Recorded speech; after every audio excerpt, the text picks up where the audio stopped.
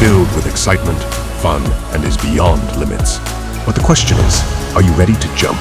If it is a yes, then you have jumped into the world of ultimate entertainment. Welcome to YOLO 247, a place of fun, indulgence, and endless surprises. आज हम बात करेंगे कि देश के लिए किस तरीके से वो फैसले लिए जा रहे हैं कि देश आगे बढ़ रहा है, लेकिन उन फैसलों से कुछ लोगों को दिक्कत भी हो रही है। दिक्कत कैसे हो रही है ये आपको बताएंगे। इसीलिए आज हम ये क्यों कह रहे हैं ये भी आपको बताएंगे कि मोदी का गारंटी कार्ड 24 में जीत रिकॉर्ड, और इसी चीज से विपक्ष डरा हुआ है क्योंकि बीजेपी ये कह रही है कि प्रधानमंत्री मोदी ने जो काम किए हैं वो जीत की गारंटी है, क्योंकि जनता उस पर मुहर लगा रही है और 2024 में इसीलिए हमारी रिकॉर्ड जीत होगी। पिछले एक महीने में देश के नाम जो ऐतिहासिक उपलब्धियां रही हैं उसमें दुनिया में देश का सिर फख्र से ऊंचा कर दिया है। देश की जनता को इन उपलब्धियों पर खुशी है, हर तरफ जश्न का माहौल है, हर किसी ने चंद्रयान की सफलता को सेलिब्रेट किया है। G20 की कामयाबी से खुशी भी जग जाहिर है। वहीं नई संसद भवन से महिलाओं के लिए 33% आरक्षण की नई इबारत लिखी गई, लेकिन इन सफलताओं से देश की जनता तो खुश है, पर विपक्षी गठबंधन को देश की सफलता शायद रास नहीं आ रही है। तभी तो कभी नए संसद भवन को किसी और काम में इस्तेमाल करने की बात कही जाती है, तो कभी विपक्ष नारी शक्ति अभिनंदन अधिनियम को ही बदलने की बात कहता है।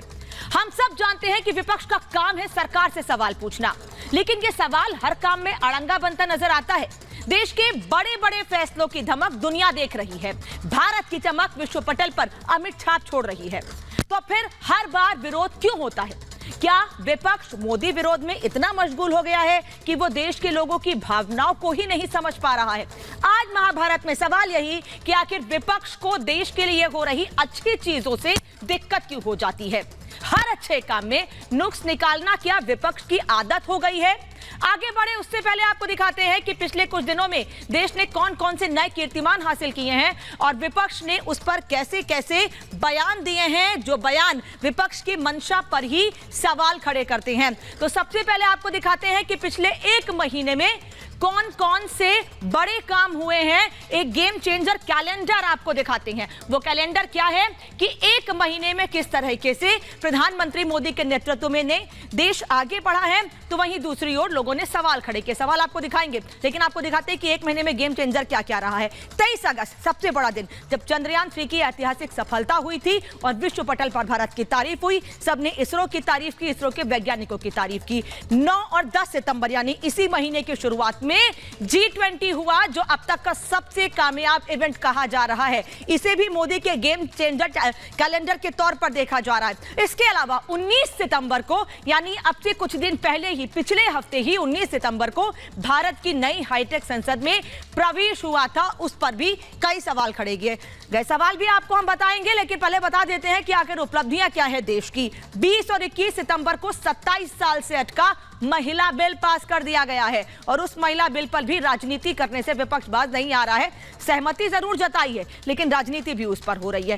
23 सितंबर को काशी में अंतर्राष्ट्रीय क्रिकेट स्टेडियम बनकर तैयार हो, इसको लेकर प्रधानमंत्री ने उसका शिलान्यास किया, और उस दौरान तमाम खिलाड़ी भी, पूर्व क्रिकेटर भी वहां पर मौजूद रहे। और 24 सितंबर यानी आज का दिन इसलिए भी महत्वपूर्ण है क्योंकि 11 राज्यों को 9 वंदे भारत की सौगात मिली है। तो ये एक महीने में गेम चेंजर कैलेंडर है, गेम चेंजर चीजें हैं जो देश के विकास में आगे बढ़ रही हैं, तो वहीं देश के विकास में सहयोगी हो रही हैं, तो वहीं दूसरी ओर विपक्ष इन पर सवाल खड़े कर रहा है। अब जल्दी से आपको बताती कि जो बड़ी बड़ी चीजें पिछले एक महीने में हुई हैं उस पर विपक्ष किस तरीके से सवाल खड़े कर रहा है।